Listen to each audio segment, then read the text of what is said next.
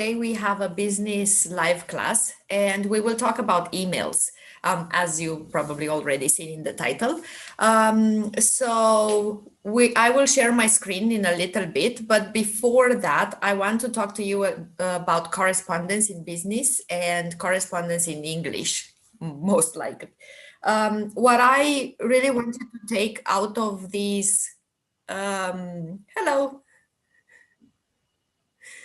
What I really wanted to take out of this discussion today, out of this presentation today, is the fact that you have to be very, very careful when you send an email to someone in a professional setting.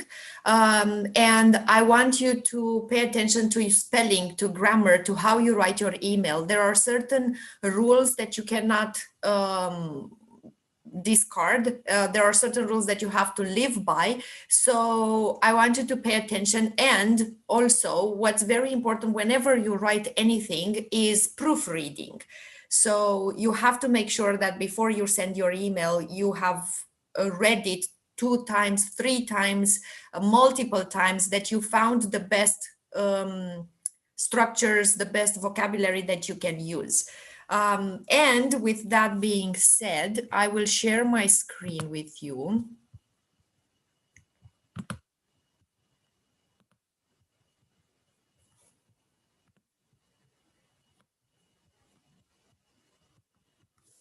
Okay. And we will start with 2 examples. First of all, you know what an email box looks like. So first you have the to line where you would write the email address of the person that you write to. Then you have the subject. Now the subject has to be pretty concise and pretty short, and it has to be very to the point.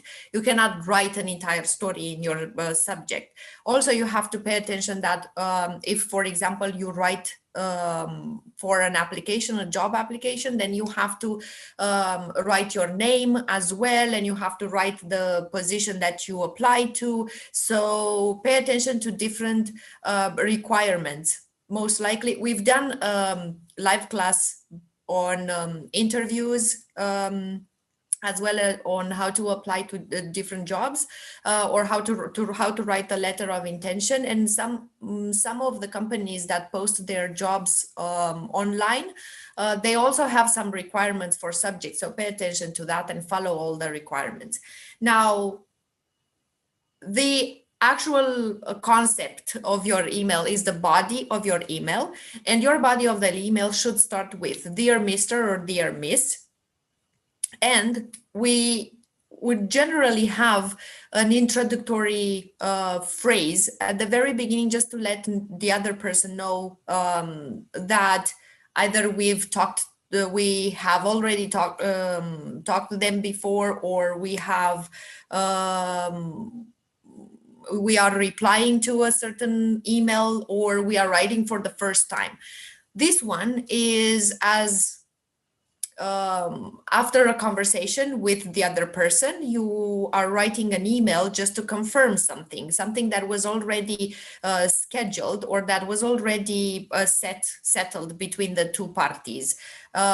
Most likely, if it's a conversation by phone, by telephone, then you would write an email to confirm the meeting that was scheduled for the future. So we say, as per our conversation this morning, I would like to confirm our meeting scheduled for Tuesday, 2nd of March, 2021 at 4:00 p.m. or 1600 hours. Well, this is how you would read it, but you would write it like that. That would be quite professional to write it. And you can also say 16.00, or you can also write 4 p.m. Just make sure that if you write 4 p.m., you put p.m. or you use p.m. post meridian to number 4 and not to 16, because 16 already means that it's afternoon. Okay, during this session, we will discuss our future collaboration, this session meaning the meeting that we will have on Tuesday. Thank you for your availability, and then your name. Another one, which is a little bit more a little bit longer. We have the same thing, the subject that you would actually write to. We will also talk about the subject a little bit afterwards. And you say, dear Mr., dear Mrs., further to our meeting last week. So again, this is a reply, or this is a confirmation email after a certain meeting in the past. I'm writing to inform you that your order has been shipped and you should expect it in 3 days. Now, 3 is written with letters. When we have single digits, 1 to 9, we should write it in letters rather than numbers. It's a little bit more, it's prettier, let's say. It's also a little bit more professional. Okay, the delivery will also be confirmed, but I want to take this opportunity to thank you for our collaboration and include a small gift, a 15% discount. Look at the closing of this email. It has been a pleasure to work with you. We wish you a good day. All the best. So we have an ending. It has been a pleasure to work with you. Just to reiterate the fact that well, it's been really nice to do business with you, to collaborate with you. You can use both of them. It has been a pleasure to do business with you, or it has been a pleasure to collaborate with you. And we wish you a good day. The fact is that you should not try as much as possible not to repeat words. So if in the previous sentence we said to thank you for our collaboration, then you wouldn't say it has been a pleasure to collaborate with you, because you've already used that word. So you have to try to find a different vocabulary structure. So to work with you is not so informal, but not so formal either. For our collaboration, or it has been a pleasure to collaborate with you, that would be a little bit more formal. And if you say it has been a pleasure to do business with you, well, that's really not formal. So maybe you should stay away from very informal sentences or very informal register. Okay, now let's look a little bit at the rules. So we said that the subject is to be concise and to the point. And if we look at this email, the subject could be confirmation of shipping. And you could also write in brackets, maybe including a small gift or a discount, or collaboration of shipping plus discount. Or another one would be information on your previous order, or confirmation of your previous order.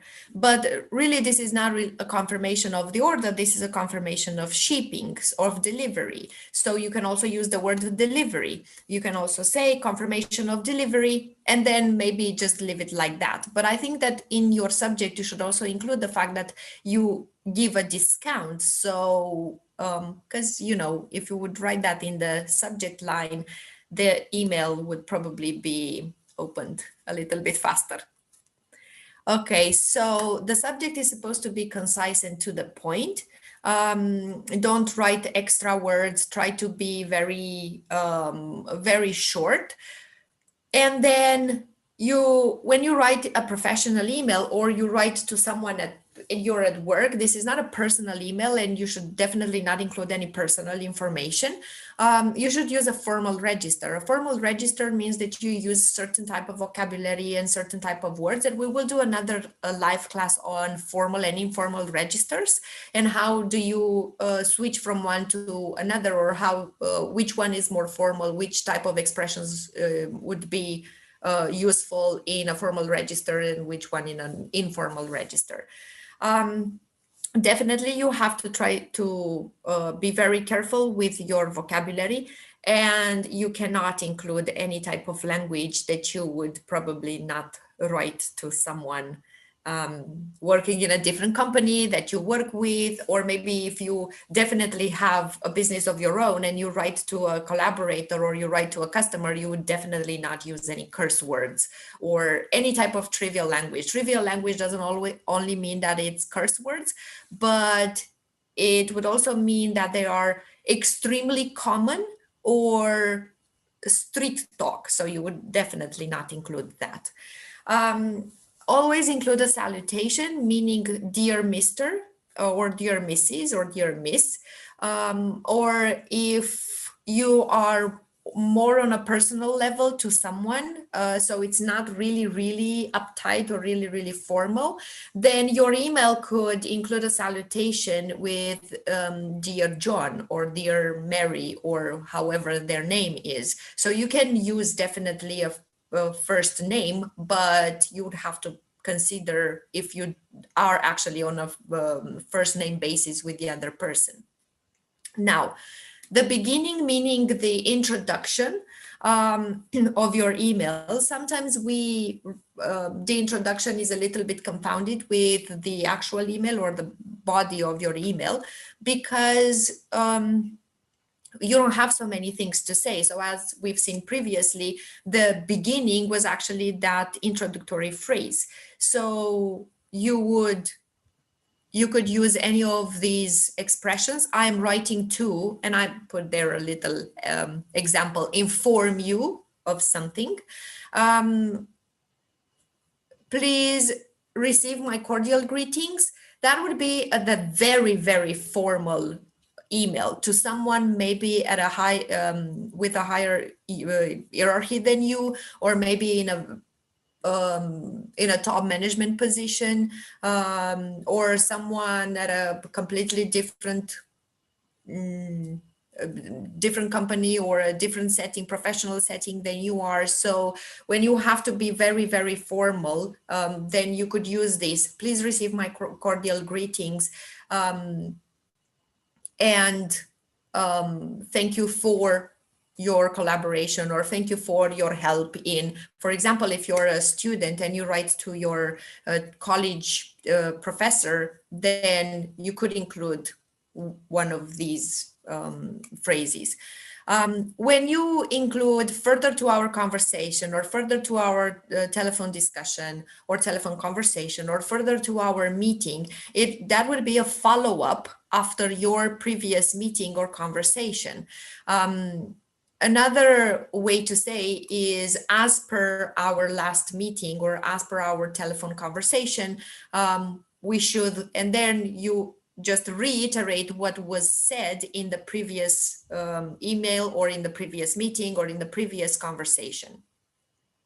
Now, the point is that they have to understand why you write this email. So they have to understand from the very beginning. If you make your purpose at the end of the email, they don't know why they're writing this email. And also you could lose their attention. So if there's a lot of talk and a lot of explanation, but I only understand after I read 2 or 3 paragraphs of different explanations or details and so on, and then at the end I find out what you want from me, it might be a little bit too late. I might actually get, well, why do I need to see these details? So you have to make sure that it's pretty clear from the very beginning why you are writing. And then if you have these explanation or details that you have to include in your email, please do. And at the end, you should definitely have an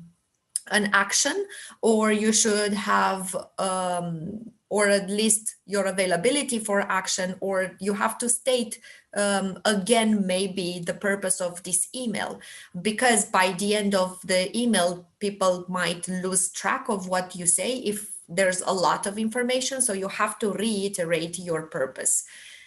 The email is sort of like a letter, so the rules that you apply to a professional letter would be almost the same as the ones that you apply to an email. Of course, an email is a little bit more concise and a little bit shorter, or much shorter than an actual letter, because it's not so formal as a letter, or it can definitely be not formal at all, but we don't talk about that today.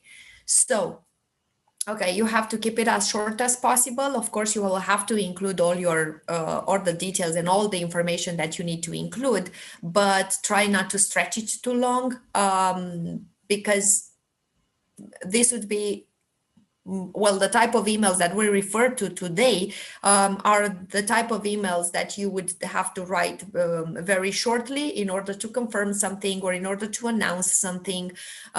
So we don't talk about very specific cases where you have to send an explanation to someone based on your professional setting. That would be something that you would know how to do. Okay. Now, emojis or emoticons or symbols that would actually come as emojis or they build emojis, they should not really be included in emails, definitely not in a professional setting. If you write to your colleague and you are on a first name basis and you have you see them every day and you also talk about maybe some personal things and this is only for his benefit or her benefit and not for other people to see, you might include because that's a little bit more personal. But if you write to someone that you don't know or to someone that is a client or a supplier or someone in a different a collaborator in a different company, well, definitely don't include any emojis. That's not professional. I've said a little bit earlier, spelling and grammar, definitely you should have all your spelling checked and all your grammar revised. You also have to pay attention to punctuation. Most of the times I've seen that emails tend to lack punctuation or commas specifically. So I suggest that you work a little bit on your punctuation and that you figure out when you should use the comma, and definitely don't miss the dot at the end of the sentences or the question marks if you ask a question. Maybe you should refrain a little bit from using exclamation points because the exclamation points in emails or in written texts, they tend to be a little bit as shouting. So unless it's really mandatory, that you would not really include exclamation points. About grammar and tenses, you should use the long forms. The contracted forms, the short forms like I've seen instead of I have seen, or I'm happy to see you instead of I am happy to see you, those would be included maybe in emails for colleagues, for people that work with you in the same company, but not in professional English or not in communicating in business with a collaborator. So try to use the long forms. It's very informal to write the contracted forms. Most companies have an agreed font like Arial or Calibri. So check to see which is the company's font, which ones they would generally use in their letters, in their communication. And well, if there's no guideline on that, then Calibri or Arial would be the best ones. They're mostly used. Try not to use very big font size because, well, you want to make it look professional rather than looking like you shout to the other person that this is the information that you need to see in huge letters. The best ones would be 12 or 14. But again, it depends on your company's guidelines if there are such guidelines. Now, always remember the purpose of your email. Do you reply to their email? Do you write to them for the first time? Do you write to confirm something? Do you write to inform? Do you write to ask? Do you write to make a request? Do you write just to check up on them? So the purpose of your email should, as we said, should be stated from the very beginning and should be restated at the end of the email, especially if the email is long. If your email is long, you would have to include it again towards the ending of the email. If it's very short, like the two ones that we've seen before, then there's no reason to actually say again why you're writing, because the entire email is the purpose of your email, right? Okay, well, keeping in mind these simple rules will definitely get you through your email. And we'll see a little bit of endings and closings of your email. Well, the ending is that phrase that you write after you've written all the explanation and details that you wanted to include, after you've all stated the purpose of your email. You would include a little sentence, because it's very polite and it's quite formal to do that. And then it will be before the closing of the email. So you could say, looking forward to meeting you, looking forward to our next meeting, which is basically not the same thing. Looking forward to meeting you could actually mean that you haven't met this person before and you have scheduled a meeting and you're going to meet them for the first time. And looking forward to our next meeting would mean that there was a previous meeting, but we're now confirming the following one. Instead of next, you can also write following. So looking forward to the following meeting. Please contact me if you need more information.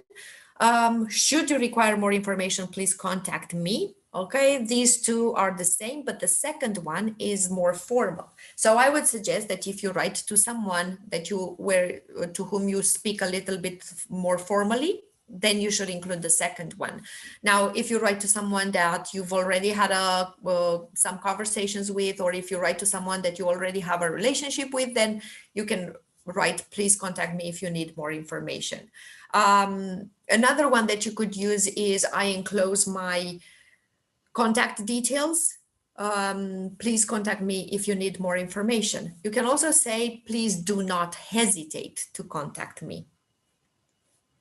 Now, let's see the closing. The closings are a little bit separated into different categories. Now, if you know the person on a professional level, you could say, best regards, all the best, yours, and then write your name. Of course, you would write your name, your full name, okay, your first name and your family name. If you know the person on a more personal level, you can say, see you soon, best, thank you, have a nice day. Even if you know the person on a professional level, you could say, have a nice day. But my suggestion would be that you stick to things a little bit more formal, like best regards or all the best. That's a little bit more formal than have a nice day. Have a nice day is very used in emails, so it's fine to include it. I just like to separate things a little bit better because I think it's the best way, the best thing that you can do when you write to a person that you don't know very well, or that has a different position than you do. Okay, when you do not know the person, meaning you don't know them at all, or you write for the first time, you can use any of these three closings. The difference is that mostly when you say yours faithfully, you don't know the name of the person that you write to. And if you write yours sincerely, then you do know the name of the person that you write to. But in emails, that line tends to be a little bit diluted. So, well, you can write yours faithfully, even if you know the name of the person. In very, very formal letters, for example, then you would definitely make the distinction between knowing the name of the person and not knowing the name of the person. But in emails, that difference tends to be a little bit disregarded. A type of email where you don't know the name of the person is when you write to a general email address, like contact at, and then the company name, or info at, or sales at, and then the company name, or you write to a certain department that you don't know exactly to whom you address your email. Although as a tip, you should try as much as you can, or try to do the impossible to find out the name of the person that you're supposed to write to. If you have to make a call to the company and talk to the receptionist and ask them the name of the person that deals with the sales or human resources, you want to send an email, or you want to send an offer, or you want to make a request, try to find out the name of the person that would help you, or the one that you address your email to. But if it's not the case, or then you can write to whom it may concern, as you would write in a letter. We've talked about to whom it may concern when we talked about the letter of intent. So you can do that with emails as well. At the very beginning, before, instead of writing dear Mr. or dear Miss, or before you write dear Mr. or dear Miss, you can write to whom it may concern, and then dear Sir, dear Madam, and then write the body of your email. Now, generally, to whom it may concern is written in the first letter is capital. The first letter of each word is a capital letter.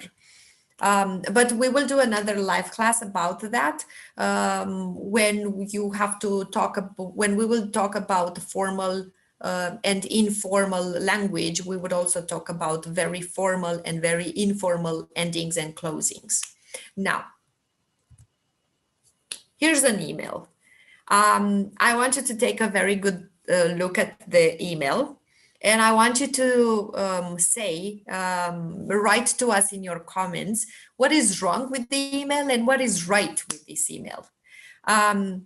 Okay, we will disregard the salutation, Mr. X. We will just call it Mr. X because we don't actually have a name. And then the person that writes, put an M from Mihaela, but it's fine for now. Now we will disregard that, and we will only look at the body of the email, and we will also look at the ending. So you also have to check punctuation. You also have to check tenses. And very, very importantly, you have to check the words. You have to check how the sentences are built. You have to check the register, vocabulary. Is there any vocabulary structure that you would change? Is there any mistake that you would change? Are all the words spelled correctly? So if you could rewrite the email to us in comments, that would be great. Try to make all the changes that you can. And what I also suggest, maybe as homework, well, this would be your homework. And as another type of homework would be maybe to rewrite the changes that you make in 2 or 3 different forms. So if you change the first sentence, maybe write 2 sentences. The 2 sentences would have to have the same meaning and the same data, let's say, but it'll have to be in a different structure or in a different format. So that will be your creativity moment. Okay, well, we will also reply to your comments. So let's see how we're doing now with the email. I think it's pretty easy to spot which are the problems with this email, and maybe also what is right about it. So this is it then. I will see you at our next live class, and we will talk a little bit more about vocabulary in the future. So thank you for listening to me today, and I'll see you soon. Bye.